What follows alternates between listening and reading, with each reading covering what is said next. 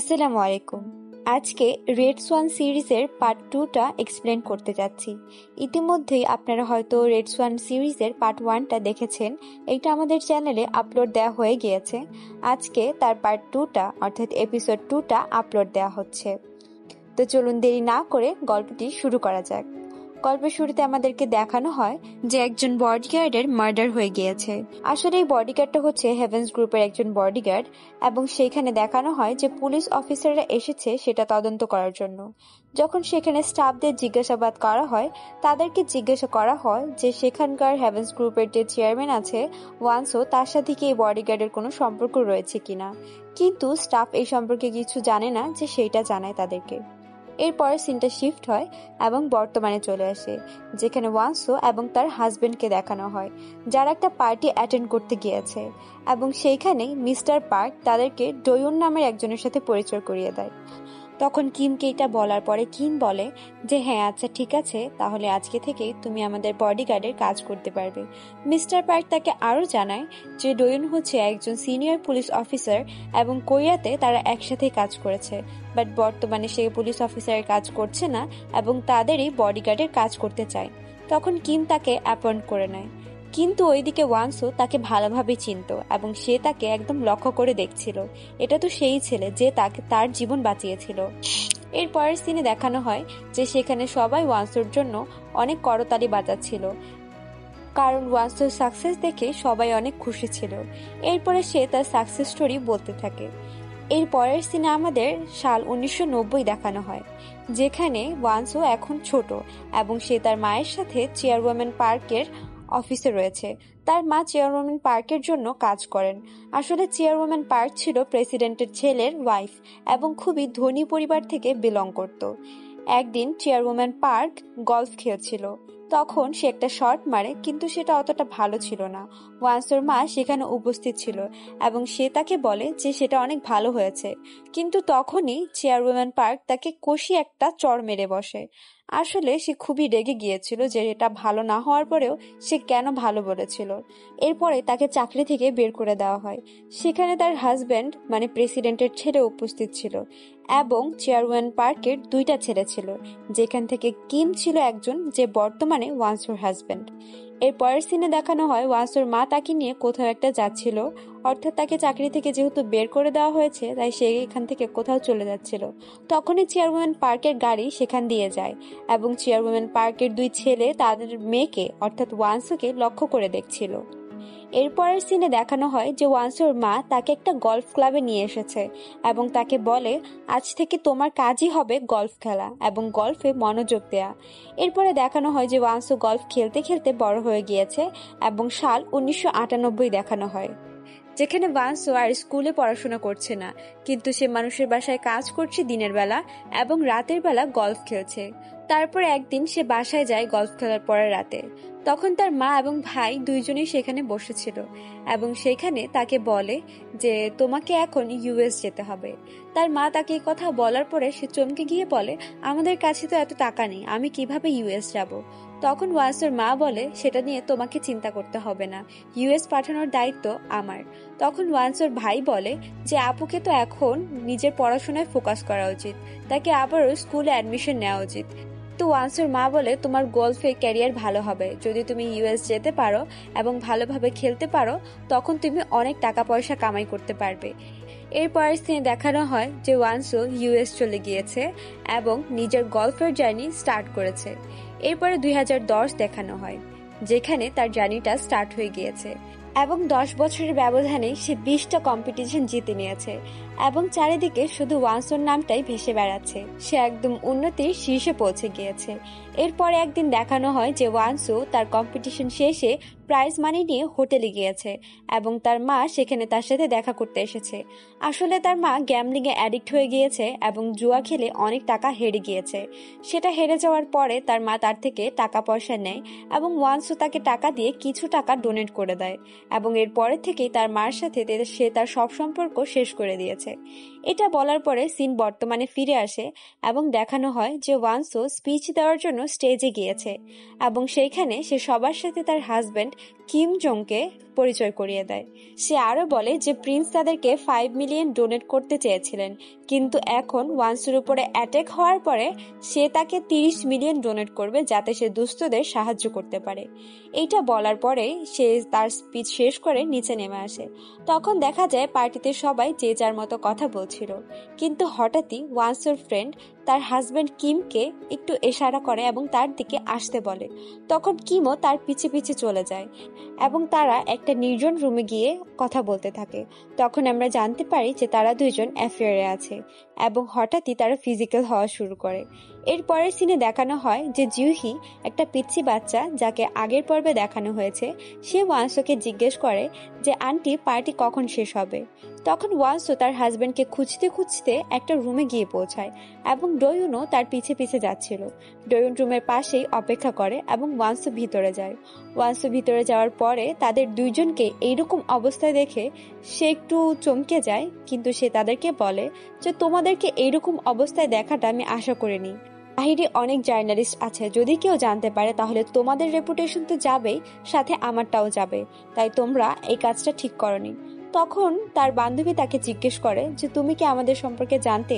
তখন সে বলে যে এইটা এখন ম্যাটার করে না। তখন তারা বাহিরে চলে আসে এবং তার বান্ধবী চলে যায়। ওয়ানসু যখন রুম থেকে বেরিয়ে আসে তখন ডোয়ুন তার দিকে তাকিয়ে বুঝতে পারে যে কিছু একটা হয়েছে। তারপরের সিনে দেখানো হয় যে তার হাজবেন্ড কিম তার দিকে হাত বাড়িয়ে দেয় তাকে সাথে করে পার্টিতে নিয়ে যাওয়ার জন্য, এবং না চাইতে হয়েও ওয়ানসোকে তার সাথে পার্টিতে যেতে হয় এবং তাকে একটা ফেক স্মাইল মেনটেন করতে হয়। সে ডান্স করছিল কিমের সাথে এবং একটা ফেক স্মাইল মেনটেন করছিল যাতে কেউ বুঝতে না পারে যে তাদের মাঝখানে কি হয়েছে। এর পরের সিনে দেখানো হয় যে কিমের পার্টি শেষ হয়ে গিয়েছে, যে যার মতো চলে গিয়েছে। এরপরে ওয়ানসো চেয়ারম্যান পার্কের সাথে দেখা করার জন্য যায়। সেখানে তার বান্ধবী আগে থেকেই উপস্থিত ছিল। সে যাওয়ার পরে চেয়ারম্যান পার্ক তাকে চলে যেতে বলে। তার বান্ধবী চলে গেলে তাদের মধ্যে কথোপকথন শুরু হয় এবং ওয়ানসো ড্রিঙ্ক করা শুরু করে। তখন চেয়ারম্যান পার্ক একটা খবরের কাগজ তার উপর ছুঁড়ে মারে।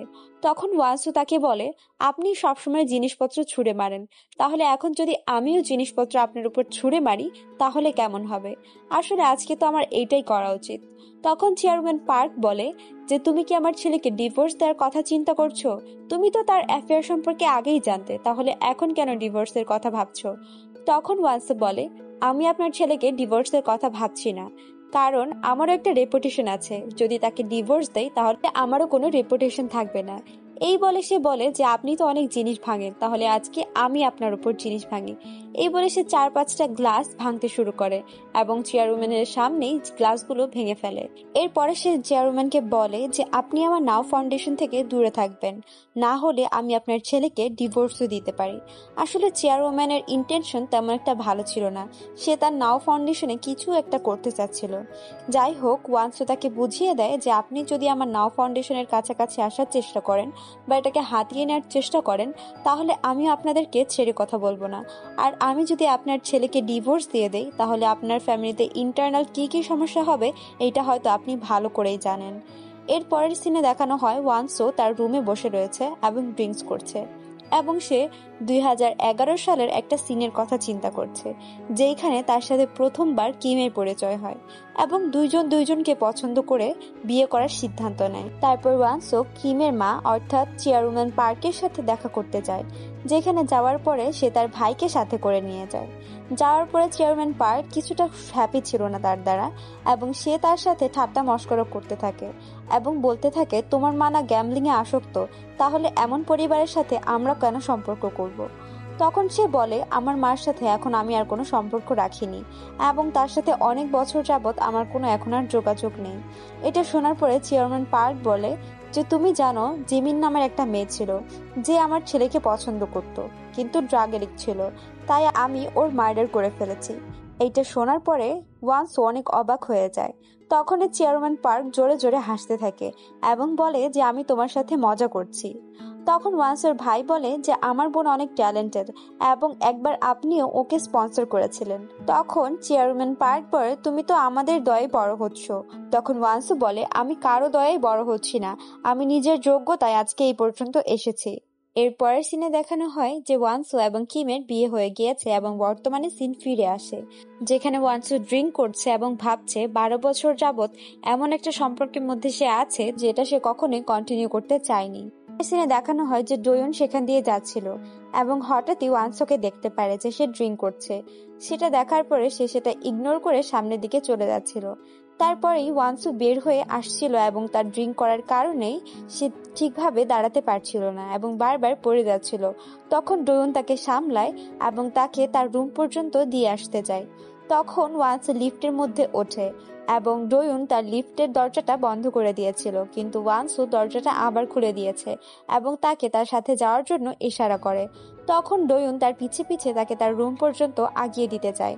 এরপরে ওয়ানসু তার রুমের কিটা খোঁজার চেষ্টা করছিল, বাট সে কোথাও সেটা পাচ্ছিল না এবং তার জিনিসপত্র সে ফ্লোরে ফেলে দিয়েছিল।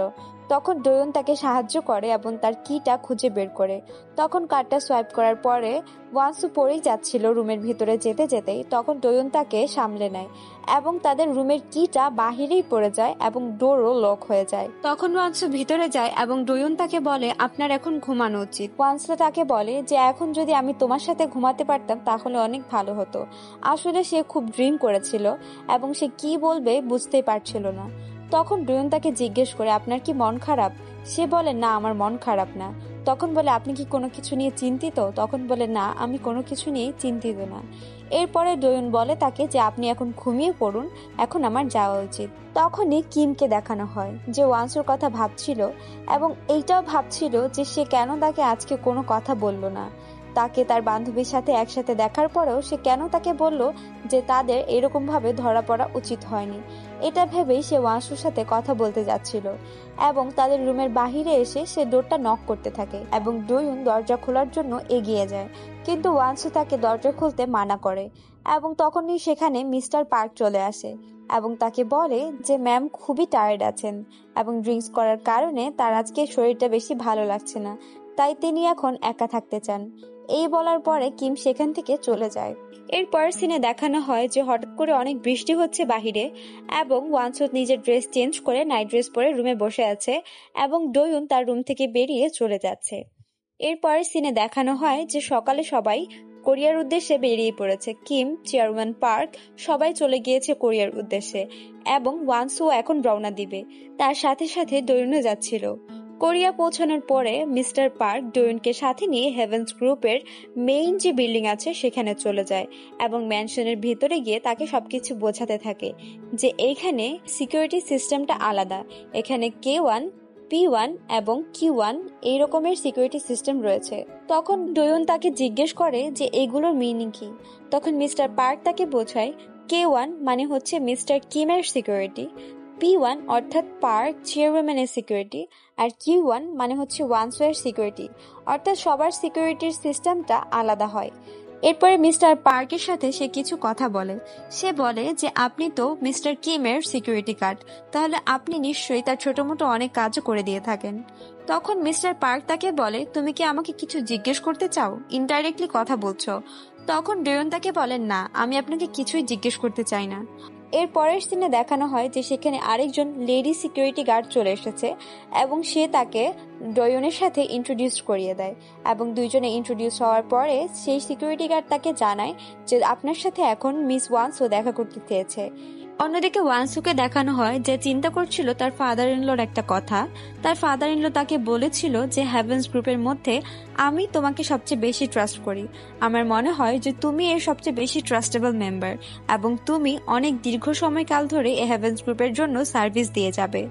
তখন মিস্টার পার্ক তাকে বলে তোমার এখন যাওয়া উচিত, মিস ওয়ানসু তোমার সাথে দেখা করার জন্য অপেক্ষা করছে। তখন ডোয়ন ওয়ানসুর সাথে দেখা করতে যাবে আর এমন সময় তার হাতের একটা বক্স থেকে একটা ছবি নিচে পড়ে যায়। তখনই তার মনে পড়ে যে তার বন্ধু জেহি যে মারা গিয়েছে সে একটা ছবির কথা উল্লেখ করেছিল, তাদের দুইজনের একটা ছবি। তখন তার মনে পড়ে হয়তো এই ছবি সেই ছবি। সে ছবিটার অপর পাশে দেখতে পায় যে সেখানে একটা চিপ লাগানো আছে।